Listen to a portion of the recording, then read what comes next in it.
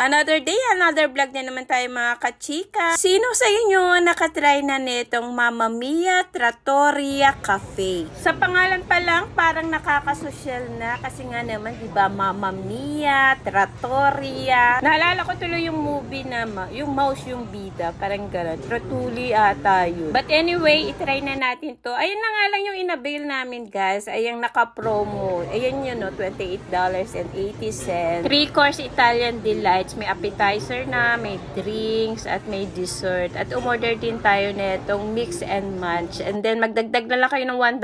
May extra na kayong iced lemon. Hindi naman ganun kahaba yung pila. Kaya after 15 to 20 minutes, ay ito na nga, nakaupo na kami. At alam na rin naman namin kung ano yung o-orderin namin. Kaya nung dumating nung ibinigay na sa amin yung QR code, ay nag-start na kaming umorder. After nating umorder, syempre, picture-picture muna. At in fairness, ang bilis ng service nila at dumating na nga agad itong garlic bread natin. At masarap pala talaga siya. Isaw-saw dito, guys, sa tomato soup. At pati mga Jurassic ko, guys, nagustuhan to. Yung garlic bread, dip nyo sa tomato soup.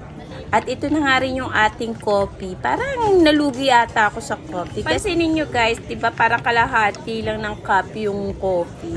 Parang nabudol tayo dyan. At ito naman yung chicken risotto. Akala ko noodles. Yung palang in-order ng Jurassic ko, guys, is rice. Yan, chicken risotto. Rice po yan. Pero ang sarap ng rice. Feeling ko, good for one person lang talaga yung serving nila. At itong chicken, guys, highly recommended ko to. Kasi ang sarap ng chicken. Kaya kung kakain kayo dito, mas try itong chicken. Kasi ang lambot niya. Tsaka masarap talaga yung chicken nila. Isa rin sa nagustuhan ko dito, guys, itong bolognese. Masarap din siya. And itong fries, masarap yung dip niya. Pero nothing special talaga doon sa French fries. At ito naman yung curry chicken risotto. Favorite to ng Jurassic Marisco. Ayan nga, guys. Ayan ang in-order niya. At ito naman ang sa atin. Kaya sarap talaga ako dito sa noodles na to. Tapos ang dami niyang bacon. At ito medyo malaki ang serving. Kaya good for two na to. Lalo na kung hindi naman kayo kalakasan kumain. At ito yung medyo mahal. Itong scallop ink risotto. Kasi nga scallop siya, guys. Kaya di ba pag scallop medyo mahal. Kayo mga kachika, anong favorite dish nyo dito sa Mamma Mia para next time naman? Ay, iyon naman yung matry namin. Birthday treat ko nga pala to sa akin Jurassic. At ito yung restaurant na gusto niyang itry. At sa dessert naman, itry nyo tong caramel pudding. Akala ko nung una medyo matigas siya. Yung parang yung katulad na pudding sa atin. Pero hindi pala. Ang soft-soft niya. Ayan mga kachika. Thank you for watching and follow for more.